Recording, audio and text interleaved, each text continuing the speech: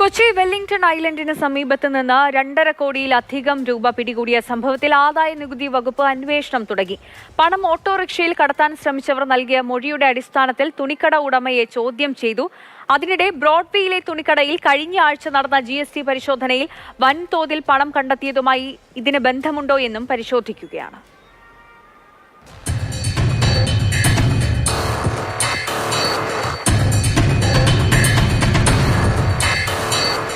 3 സഞ്ചികളിലായി 2.7 കോടി രൂപ ഓട്ടോയിൽ കടത്താൻ ശ്രമിച്ച ഓട്ടോ ഡ്രൈവറായ തമിഴ്നാട് സ്വദേശി രാജഗോപാൽ, ഒപ്പമുണ്ടായിരുന്ന ബീഹാർ സ്വദേശി സബീഷ് അഹമ്മദ് എന്നിവരെ കഴിഞ്ഞ ദിവസം വെല്ലിംഗ്ടൺ ഐലൻഡിലെ കണ്ണങ്കാട്ട് പാലത്തിന് സമീപത്ത് നിന്ന് പോലീസ് കസ്റ്റഡിയിലെടുത്തിരുന്നു.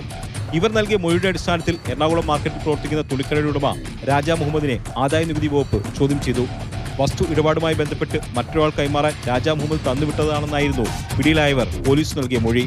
ഇതിനെ തുടർന്ന് നടത്തിയ ചോദ്യം ചെയ്യലിൽ രാജ മുഹമ്മദ് നൽകിയ മൊഴിയിൽ അവ്യക്തതയുണ്ടെന്ന് ആദായ നികുതി വകുപ്പ് വൃത്തങ്ങൾ പറഞ്ഞു. അന്വേഷണം തുടരാനാണ് ആദായ നികുതി വകുപ്പിന്റെ തീരുമാനം. പണം ആർക്ക് കൈമാറാനായിരുന്നു കൊണ്ടുവന്നത്, എന്തിനായിരുന്നു പണം, പണത്തിന്റെ സ്രോതസ് എന്നിവയും അന്വേഷണ പരിധിയിലുണ്ട്.